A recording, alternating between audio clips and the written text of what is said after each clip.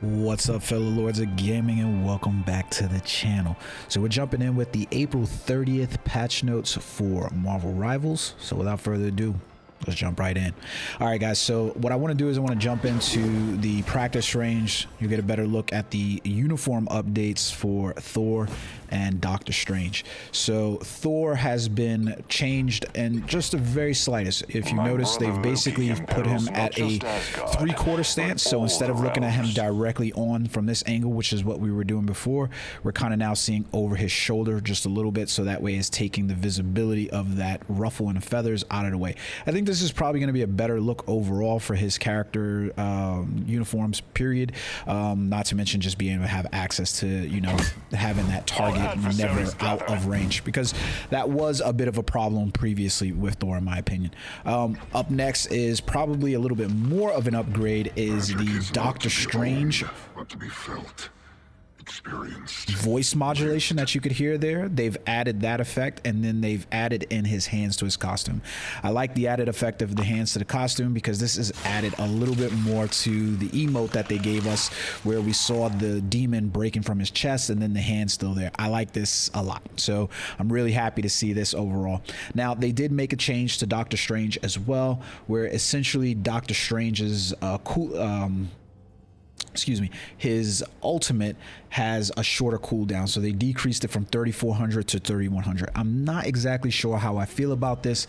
Doctor Strange requires, his kit just requires a lot of coordination, whether you're using his portal skill and coordinating with teammates, or whether you're using his ultimate skill now, because let's face the facts of this, he's pretty much just the stand-in, so that way you can use Wanda to her ability to increase damage. And since he's been taken out of the Hulk, Iron Man, Gamma Rage, whatever it was, ability where his Maelstrom was not getting, getting that power up, now you pretty much just, you're using his skill for coordination. It doesn't feel quite like I'm getting as much damage when I go into that to basically take out enemies, so it's going to require a lot of coordination. But there are a lot better Strange players than me who can probably speak on this. I'm still learning my way around the character. We'll see. Ultimately, I do enjoy playing him. I do, especially as I learn more and more of the tricks that you can do with the character, in turning blocking off, things like Wanda, things like Iron Man, and he is a fun kit to play, and I'm happy to see that I paid for this uniform and I got the hands on him because it adds something to it. Now, outside of this, we have some changes as well to some of the duelists in the game. Spider-Man, for instance, he has been changed. The range essentially on his skill has been changed. Now, I don't know necessarily that this is a big enough impact, because I mean, you're literally talking about the distance of 5 meters to 4 meters. So if you were to clock that down, that's where you're probably like looking at the range of it now instead of it being this wide. But nevertheless, it could be there could be some there. Along with this, Doctor Strange, Captain America has received a little bit of a survivability nerf. I don't necessarily look at it too much with him, the way he dives and goes in. His health pool has been taken from 650 to 600.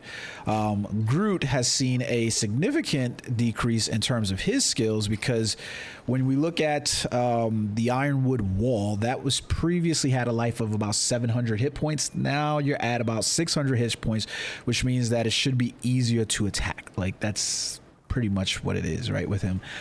So I get the whole idea behind this.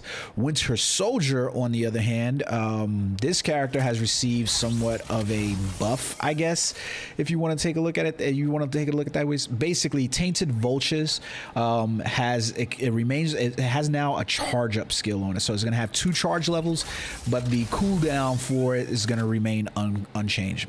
Now, one of the big things that we're going to have to really take a look at and see how it's going to play out is the changes that we've got to strategists in the game. Now, I say this because they've made strategists a little bit more impactful in terms of the damage that they can deal. I obviously play as Cloak and Dagger, so I immediately noticed the impacts of the changes with Cloak's Light Force daggers and Dagger's Dark Force energy.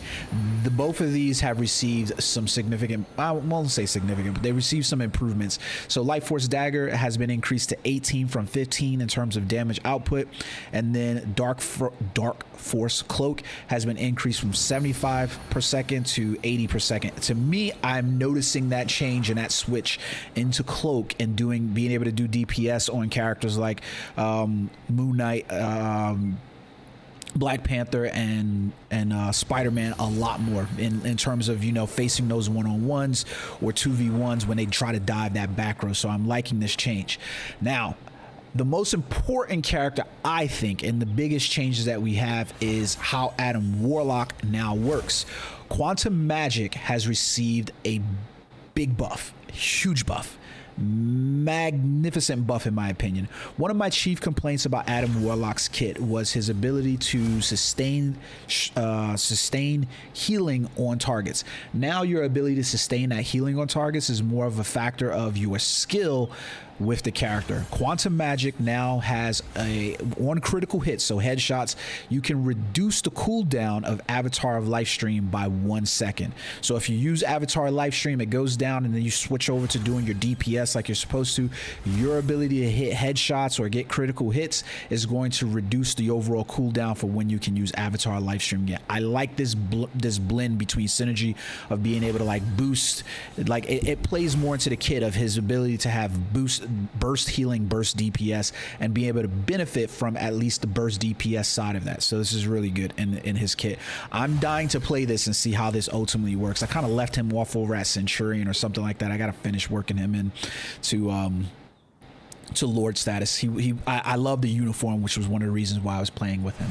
Now, Luna Snow has received some bonuses as well. Essentially, the fall off damage range for her light and dark ice has been changed. So previously, it was 60% is where the damage fell off at about 40 meters. That was a significant range in the first place.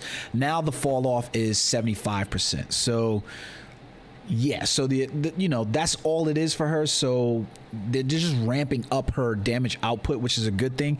I get a little bit nervous about that significant of a damage output ramp up, just because typically when I see Lunas or I see Mantises or, you know, Lokis or even Jeffs, I automatically assume they're going to forget about their job of switching in and out from DPS to healing mode.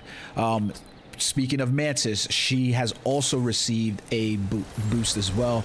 So now her empowering Mantis's damage output is, she went from 50 to 55 with her life energy blast. So nice bit of healing that, or a nice bit of damage output for her. I'm very nervous about seeing where that goes. So many Mantis I see like right in the front line with the tanks, and they're just trying to do DPS and they're not doing numbers. We'll have to see where it ultimately flows out, but a bit of a boost there for her. In the current meta where we're getting a lot of dive DPS and then tanks having to help and assist the strategists in the back row, where it just feels like, you know, your dive DPS are just running amok right now at this point with little to no recourse, unless, you know, there's too much there. I don't think that this was done because of the strikes, the strike on support characters right now. I do believe that this was just in response to the meta. Like literally DPS characters or dive characters were able to go into the back line and start attacking strategist type characters with little to no repercussion. It would automatically create a strategy where the tanks from that team immediately had to start coming to the back line to help defend, because there was just not enough DPS output there to stop that from happening. I don't think that these DPS numbers are going to stop, you know, your dive tanks like Cap, or they're going to stop, you know, Venoms and stuff like that. But at least for your dive DPS type characters like Black Panther, Black Panther, Spider-Man, and those type characters, even to some extent Scarlet Witch, I think it will put them a little bit on notice about basically diving into the back with some strategist type characters. So we'll have to see how it plays out. One of the other things that they've made and they've changed in terms of improvements to the game was the win-loss outputs for competitive mode. They've adjusted those balances so that way it wasn't weighted a little bit more in favor of Duelist and Vanguard, and so now if you play a strategist character in there, you should see some more point contributions in terms of like what your win-loss is inside there. So let me know what you guys think about these updates. I hope you guys are enjoying the channel. Don't forget, I'm streaming every Tuesday, Thursday, Saturday, and Sunday on Twitch. Go take a look at the schedule over there, and I hope you guys join me. Until next time, guys. Peace.